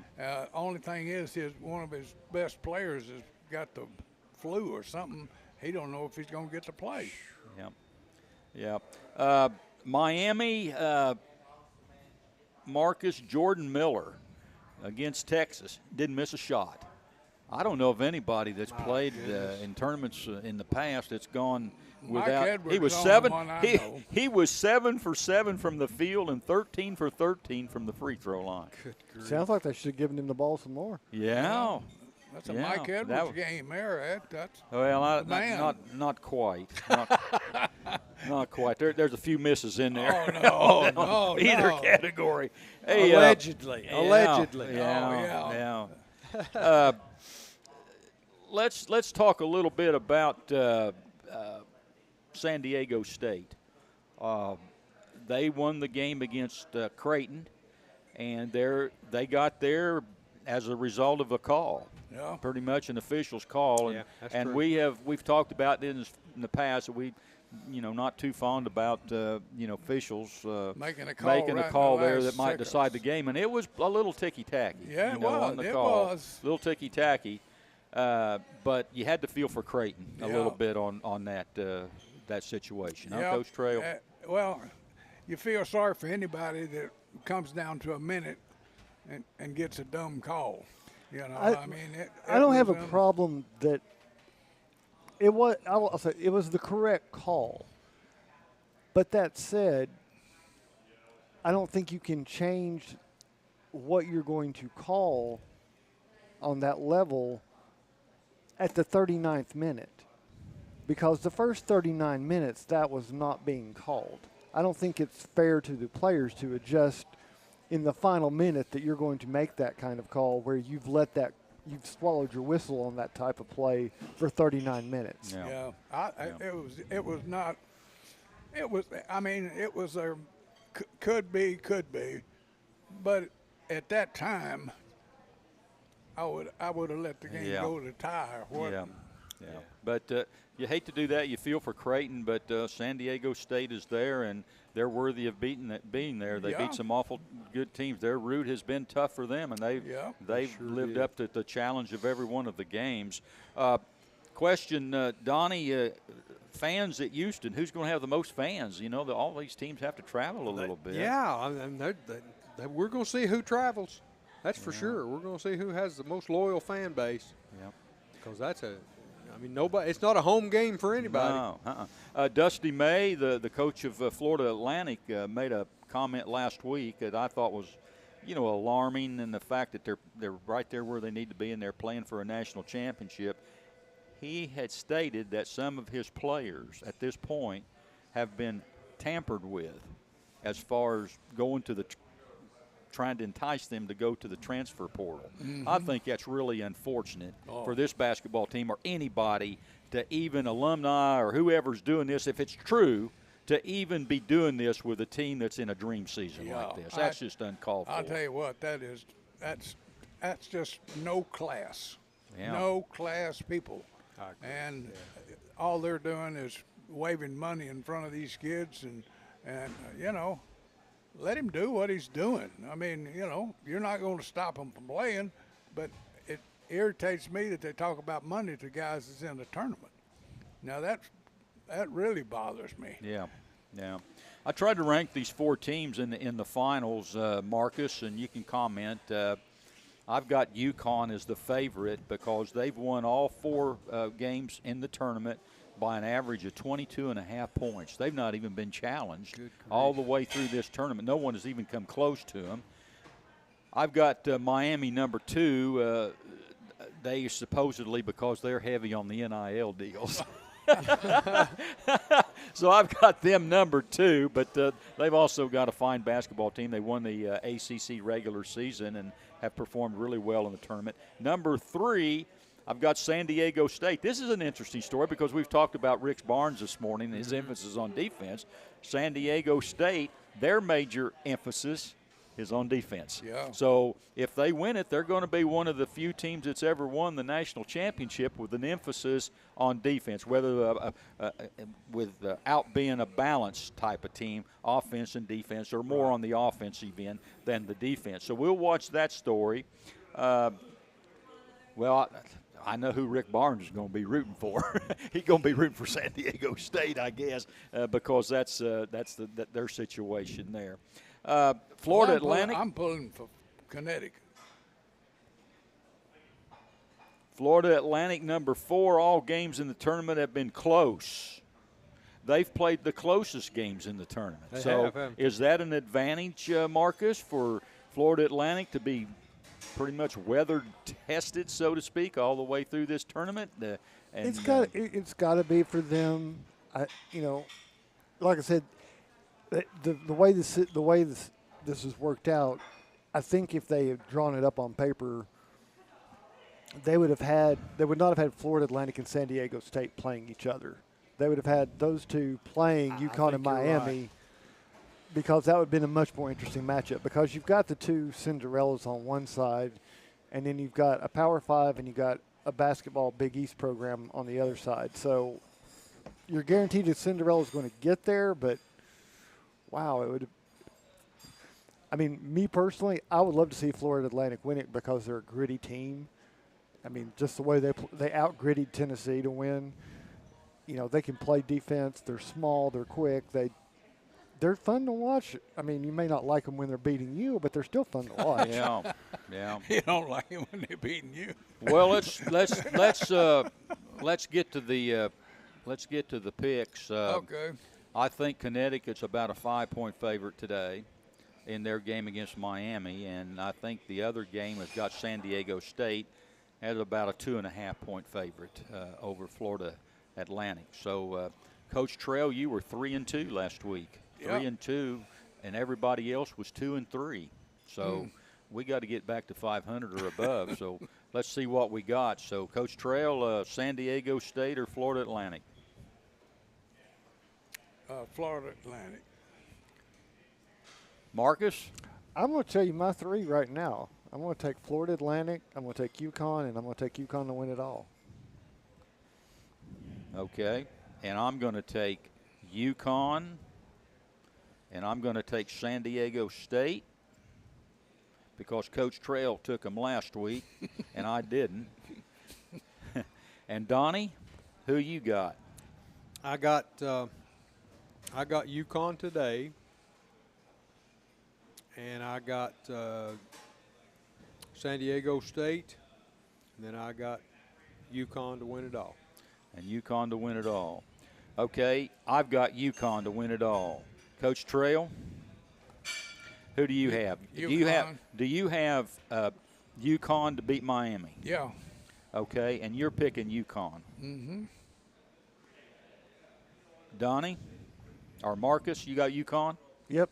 Everybody's got UConn. Well, I ought to take somebody else, but I don't feel that comfortable. They've beaten everybody by 20-some points. Let's look over at the women's side. They're down to the final game. You got Iowa, or you got LSU. Yeah, real quick. I'm going to go with Iowa. Marcus? I'm taking Iowa. I will take Iowa. Donnie? Make it unanimous. Iowa. Okay. And before, I know we got to get out of here, but I want to mention, talk about your dad. Oh, yeah. Congratulations. Yes. Tell everybody what's going on there. Great honor for him. And it was. Dad was inducted into, just the other night, was inducted into the we're here at the Capitol Theater, was inducted into the Blount County Schools Educators Hall of Fame. Oh, and, right. Yeah, very great. nice evening. Great for him. That's great. Yeah. Great. Yeah. Along with some other. And other he's long fine, time. He was also a long-time coach. Yeah, you know, he here sure in was. Blount County. Sure was. Yeah. So congratulations to Dad Yeah. and 4 other. That should have been up front. It was. We should have Yeah. said that up Nice front. evening. Yeah. Nice evening. Yeah. Blow that whistle, guy. Hey, that'll do it for today's edition of the Goatee Sports Page. Thanks to Aaron Ishmael at Loud Media, our host of the Blue Tick Tavern, and all our sponsors. For Donnie Moore, Coach Ray Trail, Marcus Fitzsimmons, Troy Provo-Heron, and Brian Johnston at Goatees. Until next Saturday, this is Mike Edwards, the Greenfield Gunner, wishing everyone good sports. And that's the final whistle. Join us again next Saturday for the Goatee Sports Page. The best in local sports since 1978.